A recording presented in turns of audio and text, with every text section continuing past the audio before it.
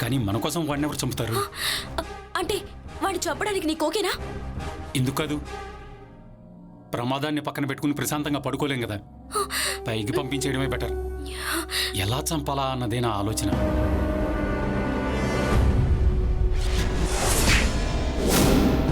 మీరేనా తన father? Okay, దొరికాడు.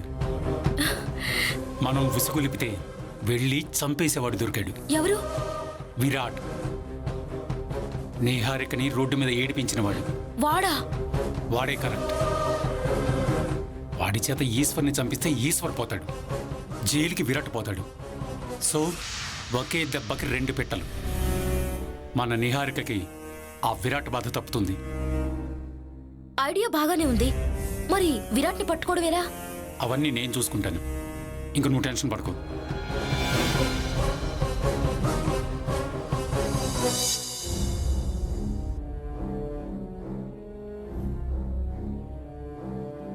ఈరోజు నీకోసం చాలా వెతికాను, కానీ నువ్వు దొరకలేదు. నీ నెంబర్ పట్టుకోవడానికి చాలా ట్రై చేశాను. సాయంత్రానికి దొరికింది. Cheers.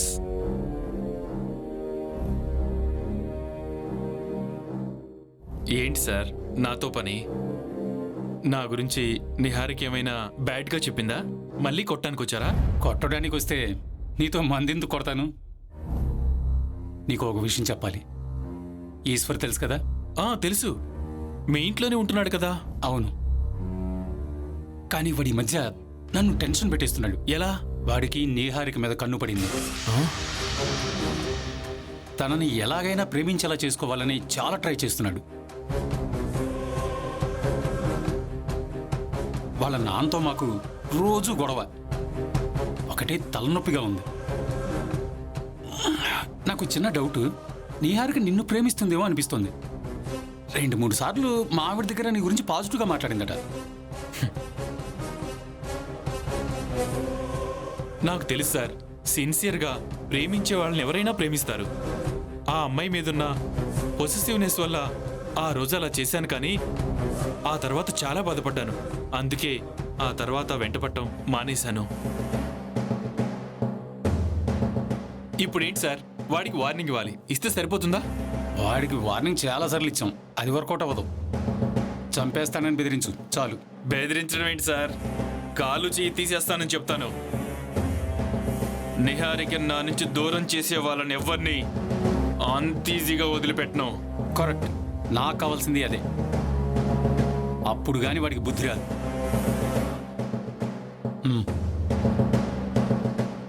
ఇదిగో ఖర్చులు కొంచెం.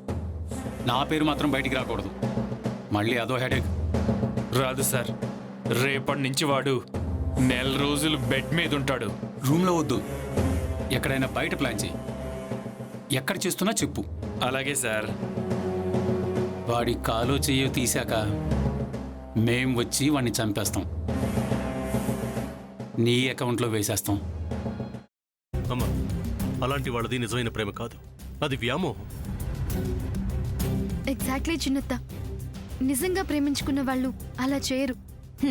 ఎంత మనసు విరిగిపోతే కన్న కూతుర్ని పట్టుకొని మా దృష్టిలో చచ్చిపోయా ఉంటుందా తల్లి?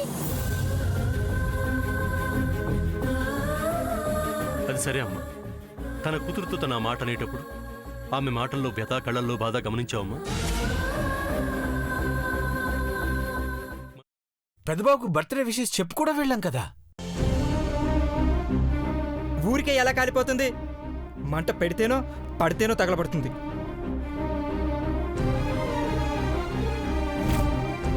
కరెక్ట్ చిన్నబాబు, నీకొచ్చినట్టే నాకు డౌట్ వచ్చింది.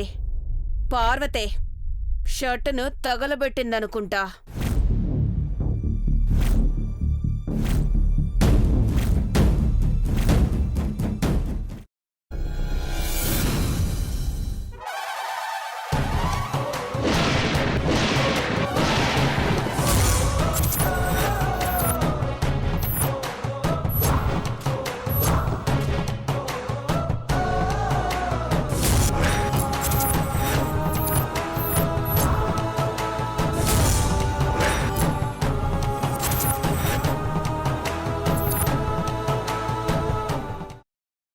తర్వాత పొట్టు తీసేసి చాప్ చేసి పక్కన పెట్టుకోవాలి. ఒక ప్యాన్లో కొద్దిగా నూనె వేడి చేసి అందులో ఆవాలు, మినప్పప్పు, శనగపప్పు, కరివేపాకు, సన్నగా తరిగి పెట్టుకున్న ఉల్లిపాయలు వేసుకుని 1 నిమిషం పాటు వేయించుకోవాలి. ఆ తర్వాత కాల్చి కట్ చేసి పెట్టుకున్న వంకాయని కూడా అందులో వేసుకుని బాగా మిక్స్ చేసి బౌల్లోకి ట్రాన్స్ఫర్ చేసుకుని అందులో తగినంత చిక్కటి పెరుగు లేదా పల్చటి పెరుగు వేసుకుని మిక్స్ చేసి అన్నంతో కానివ్వండి, చపాతీతో కానివ్వండి సర్వ్ చేసినా చాలా బాగుంటుంది.